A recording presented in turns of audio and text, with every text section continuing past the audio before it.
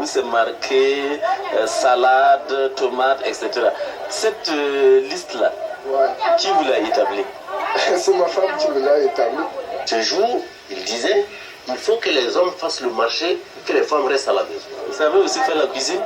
Ah, pour la cuisine, je connais rien, je ne connais pas grand-chose dans la cuisine. Hein. Quand on a pris cette décision, la plupart des hommes ont rigolé. Eh bien, on va aller voir. Pourquoi vous n'êtes pas venu seul acheter et porter tout à la fois? Vous connaissez Thomas Sankara? Bien sûr. Le nom, en tout cas, mais je ne sais pas vraiment si c'est ça. Je ne vais pas faire le mytho. C'est l'ancien dictateur. Dictateur? Non, c'était pas un dictateur, c'était l'ancien président du Burkina Faso. C'est sûr qu'il n'a pas oui, sur le doigt. Donc voilà, vous êtes là avec la publicité Levis. Bon, c'est bien. Je vois le jean avec c'est bien cousu là, Levis. Mais ça, c'est américain. Moi-même, c'est marqué en bas San Francisco.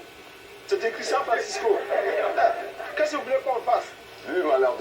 Nous allons décrypter l'histoire très inspirante du capitaine Isidore Thomas Sankara, ce grand homme qui ne s'est pas juste limité à être le père du panafricanisme. Il a aussi été le père des inégalités, le fervent défenseur des droits des femmes. Aujourd'hui, j'intéresse toutes les dames à écouter cette vidéo parce que cet homme, dans le temps passé, s'intéressait déjà au devenir et à la place de la femme dans la société. Ce qui a fait en sorte que dans son ministère, il y a plusieurs fonctions qui étaient occupées par des femmes. Aujourd'hui, saluons la mémoire de ce grand homme qui était vraiment un grand panafricaniste et surtout aujourd'hui intéressant. Connectez-vous à la chaîne, abonnez-vous et surtout likez, c'est très important pour nous. Commentez, ça nous permettra d'interagir et restons scotchés, écoutons la vidéo. Merci.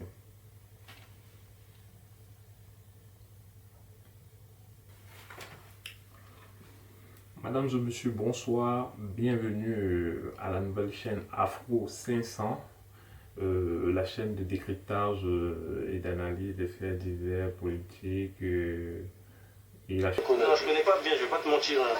Mais en tout cas, je sais que c'est un grand homme. Parce que vu qu'on connaît tout son prénom, c'est qu'il a marqué l'histoire. Je connais Kalash criminel, il est d'autres là-bas, mais ça veut dire quoi? C'est la révolution petite bourgeoise. Les petits bourgeois sont comme ça, ils hésitent tout le temps. Ils sont forts en théorie, nuls en pratique. Moi j'aurais bien aimé qu'on parle de lui à l'école. Ouais. J'ai pas pensé à l'école. Déjà, on a parlé de l'esclavage. Ça s'arrête à là. Tu vois, l'histoire des Noirs, c'est tout ce qu'on connaît. Personnellement, de l'école, que j'ai appris à l'école. J'ai entendu parler de l'esclavage, après point barre. Moi, je suis un rappeur. Oui. C'est quelqu'un qui m'a vraiment inspiré. Ah, d'accord. Même dans la musique, même dans mon discours. C'est pour ça, les gars, renseignez-vous. Hein. C'est important. Il faut faire vivre sa mémoire. Hein.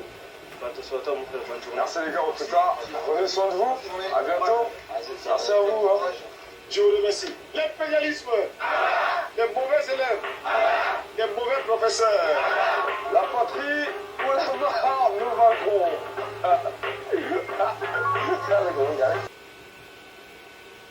La femme est une femme révolutionnaire, authentiquement révolutionnaire.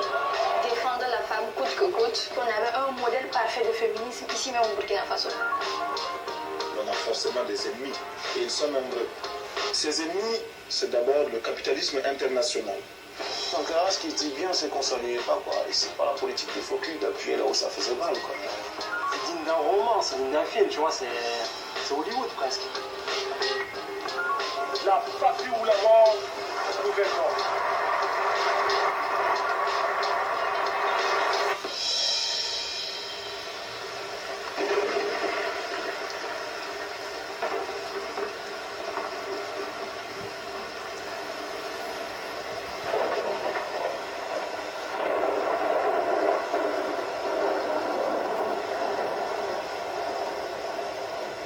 Une nuit,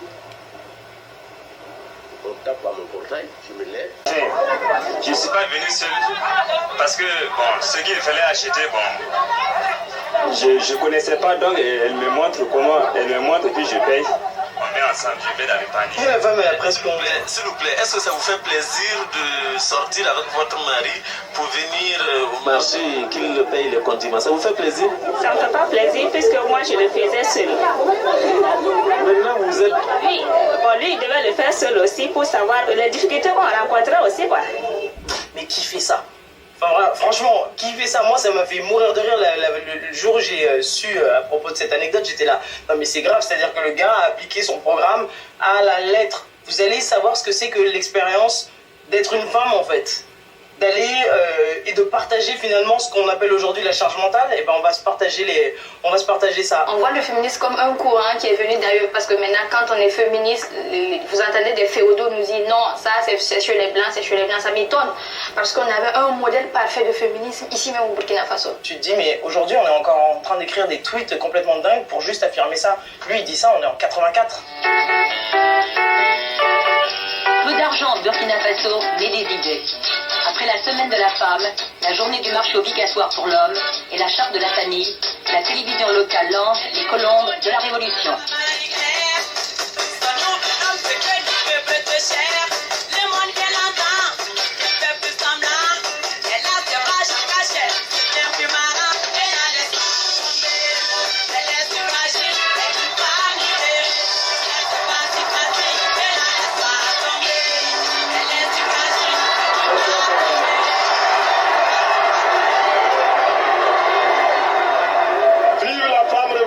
Voltaïque. La surprise vient du fait que c'est en Afrique qu'un président donne des leçons de ce qui doit être l'évolution du monde, notamment dans ce domaine-là de l'égalité homme-femme. C'est inédit. Je ne serai pas long ce soir parce qu'il se fait d'abord trop tard, mais aussi parce que les maris réactionnaires attendent que vous veniez faire la cuisine pour eux. Ça, les gens croient que c'est pas surjoué, c'est nature comme ça. C'est la nature de tout. Camarades, il faut affirmer que la femme voltaïque est une femme révolutionnaire, authentiquement révolutionnaire. Le premier gouvernement, je crois que les 30% de femmes étaient déjà acquis. Le ministre de la Santé, c'est une femme, le ministre du Budget, c'est une femme, le ministre de l'Essor familial et de la Solidarité nationale, c'est une femme, le ministre des Sports, c'est une femme. Et il y a au moins 5 femmes.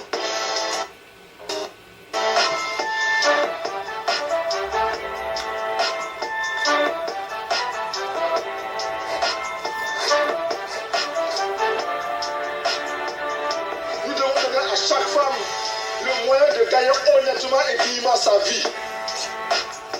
Des mesures sont étudiées pour permettre aux femmes de recevoir de leur mari par l'intermédiaire de l'État ce que nous allons appeler le salaire vital. Le salaire de l'homme se partagera désormais avec sa femme et ses enfants au détriment de la bière, au détriment des bars. L'impérialisme, les maris qui battent les femmes, les maris qui torturent les femmes, la patrouille la mort. La femme africaine, c'est celle qui s'occupe du foyer. Moi, j'ai été élevé par ma mère. Je suis né à une époque où les pères africains n'étaient pas trop présents, ou alors ils avaient tendance un petit peu à bifurquer. Et c'est vrai qu'on s'appuie beaucoup, énormément en fait sur le rôle de la maman en fait. Et je pense que Thomas Sankara, il devait avoir cette fibre où il disait que la femme, elle a une importance capitale. Je pense que son enfance, elle a été marquée par sa maman.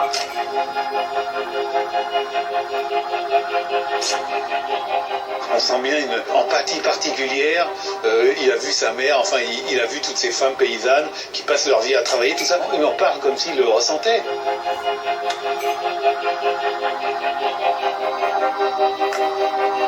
La sensibilité qu'il avait vis-à-vis de la libération de la femme était à fleur de peau. Et dans tous ses discours, il l'exposait.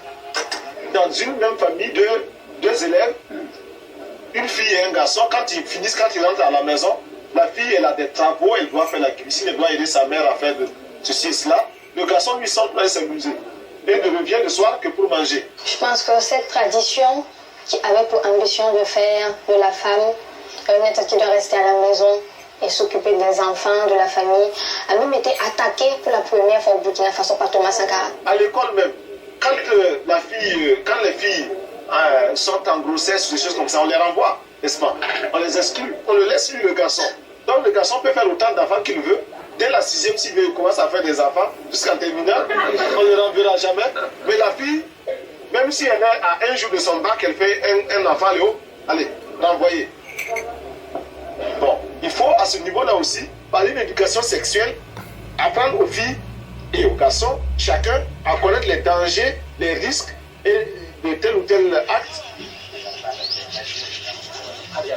Les jeunes de se rendre dans des centres de santé spécialisés en termes de sexualité pour avoir les conseils qu'il faut. Parce que tous les contraceptifs ne vont pas avec tous les organismes. Même le simple préservatif, il y en a qui sont allergiques à ça.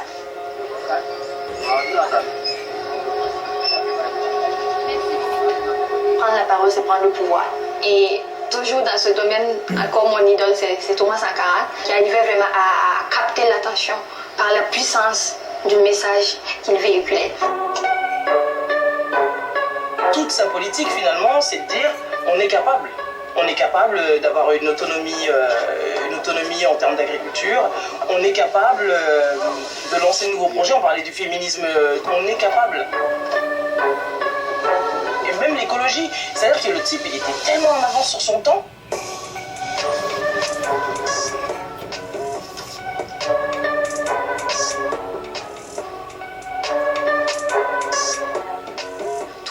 C'est le capitaine lui-même qui mène les opérations de reboisement utiles à son pays.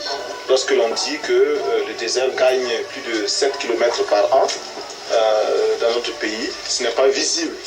Mais il faut une campagne de sensibilisation d'abord. On a tous vu l'impact écologique. Parce que ça a été aussi sur ce terrain-là un pionnier avant l'heure, bien avant qu'on prenne conscience mondialement qu'on vit sur une même terre et que ce qui se fait ailleurs comme atteinte à l'environnement allait avoir des conséquences aussi bien ici qu'ailleurs. De dire on n'importe pas le riz qui vient d'Asie. Encore aujourd'hui, on est dans ce problème, aujourd'hui en Afrique, d'importer du lait qui au final est frelaté. Enfin bon bref, on se retrouve dans des scandales comme ça parce qu'on importe un maximum de choses et qu'on ne produit plus sur place. Lui, il avait déjà ça en tête. Je pense qu'à l'époque, oui, il a dû faire peur à plus d'une personne en France.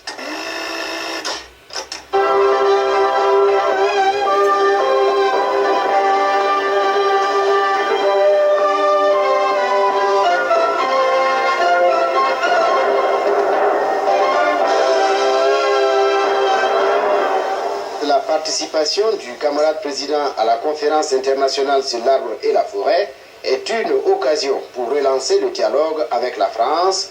Dans l'amphithéâtre de la Sorbonne, beaucoup de regards sur le capitaine Sankara.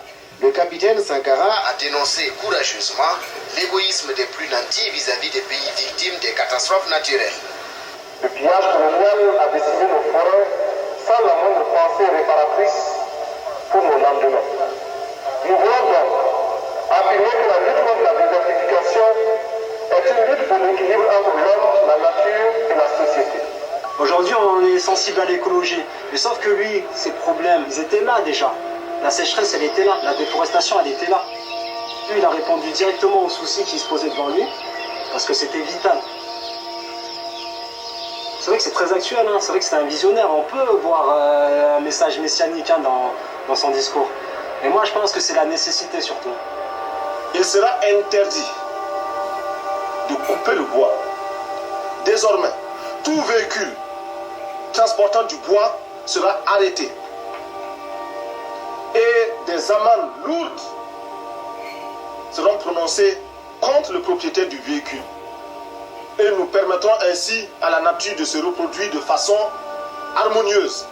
Ici, on a vu qu'en quelque temps, même des espèces de faune, etc., qui avaient disparu, étaient revenues dans certains villages. Moi, dans mon propre village, les gens ont vu qu'en 4 années où il n'y a pas eu cette coupe abusive du bois, etc., on a vu la régénération du sol. C'est l'avenir qui se dessine. Et Thomas était un pionnier. Bon, voilà, vous êtes là avec la publicité Levis. Faites la publicité de Levis. Bon, c'est bien. Je vois le jean avec c'est bien cousu là, Levis. C'est bien.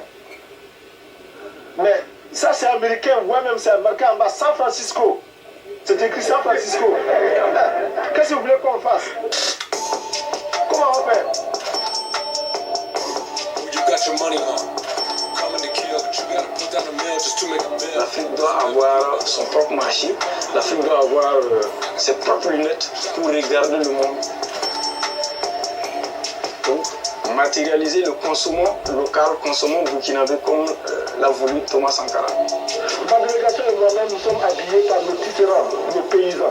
Il n'y a pas un seul fil qui vienne de l'Europe ou de l'Amérique. Les slogans qui étaient sur tous les murs de la ville de Ouagadougou disaient ceci: produisons et consommons burkinabé. Consommons ce que nous produisons ce que nous consommons. C'est dire que on ne va pas continuer à mendier. La mendicité, c'est fini. On se sauve soi-même. On n'est pas sauvé par quelqu'un. Malheureusement, par manque d'organisation, nous sommes encore obligés de tendre la main pour demander des aides alimentaires. Ces aides alimentaires installent dans nos esprits cette habitude, ces réflexes de mendiant, d'assister. Il est normal que celui qui vous donne à manger vous dicte également ses volontés. Il y en a qui demandent mais où se trouve l'impérialisme. L'impérialisme, regardez dans vos assiettes, quand vous mangez les grains de riz, de maïs, de mil importés, ça l'impérialisme, n'allez pas plus loin. En 4 ans, on a pu pour la première fois depuis les indépendances atteindre l'autosuffisance alimentaire. On a construit le plus grand barrage de ce pays qui a permis de passer de 300 millions de mètres cubes à 600 millions de mètres cubes, sans un franc d'aide extérieure. C'est pas quelque chose, ça?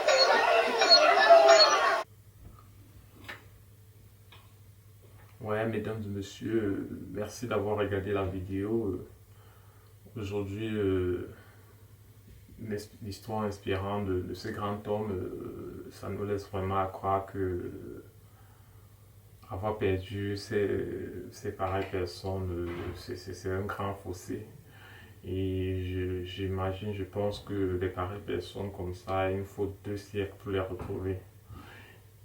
Aujourd'hui, nous allons alerter l'opinion des personnes à faire attention à des Blaise Compaoré dans leur vie. Les Blaise Compaoré, c'est des personnes très dangereuses. C'est des personnes qui nous accompagnent dans nos quotidiens, c'est des personnes qui sont avec nous et qui, de temps à autre, nous partageons tout avec eux, mais en réalité, ils ne pourront pas être là pour nous demain. Et vraiment, aujourd'hui, je vous conseille de faire très attention aux Blaise Compaoré dans nos vies. Parce que les Blaise Compaoré, c'est des personnes qui font vivre la douleur. C'est des personnes qui ne sont pas conscients de l'ampleur, de la gravité des choses.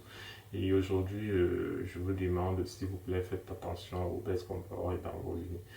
Et aujourd'hui, je vous dis merci d'avoir regardé la vidéo. Je vous dis de vous abonner, s'il vous plaît. Abonnez-vous, commentez, likez et surtout créons une petite communauté ensemble. Merci, au revoir.